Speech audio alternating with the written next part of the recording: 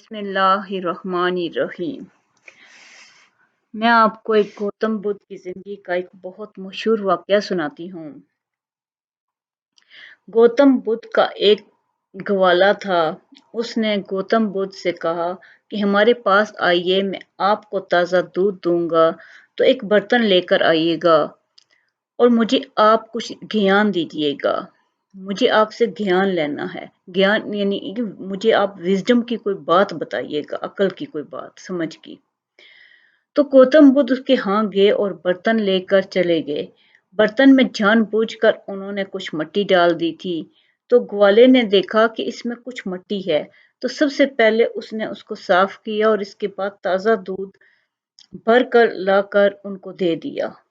गौतम बुद्ध लेकर चलने लगे तो ग्वाले ने कहा, आप दूध लेकर तो जा रहे हैं, आपने मुझे ज्ञान तो दिया ही नहीं। तो गौतम बुद्ध ने कहा, मैंने तुम्हें ज्ञान विजडम की बात दे दी है। उसने पूछा कि वो कैसे?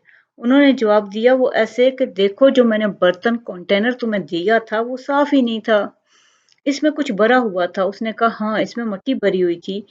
तो उन्होंने पूछा कि तुमने क्या किया? उसने कहा कि मैंने इसको साफ किया, तब इसमें दूध डाला। तो उन्होंने कहा, तुम्हारा कंटेनर तो साफ नहीं है, यानी कि तुम्हारा दिलो दिमाग भी इसमें को बहुत कुछ भरा हुआ है।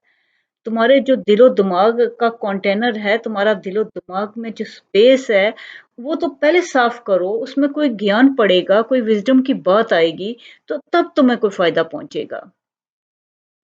इससे क्या नतीजा निकलता है कि अल्लाह की तरफ से हर वक्त दिन रात सुबह शाम इंस्पिरेशंस उतरते रहते हैं, लेकिन लोगों के पास जो दिलो दिमाग हैं वो पहले ही इतने भरे हुए हैं। किसी में शॉपिंग की हर वक्त ख्वाहिश है, किसी में चीज़ों की ख्वाहिश, किसी में आउटिंग की ख्वाहिश, किसी की औलाद से मोहब्बत, किसी में हवस।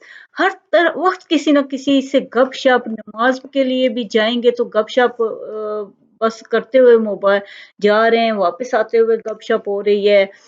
तो जब हर वक्त ही आप मसरूफ हैं तो फिर ऐसे लोगों को तो कुछ नहीं मिल सकता। सहाबा किराम का हाल ये होता था कि मस्जिद से निकलते तो चुपचाप घरों को चले जाते थे, कोई गपशप नहीं होती थी, खामोशी से आते जाते थे।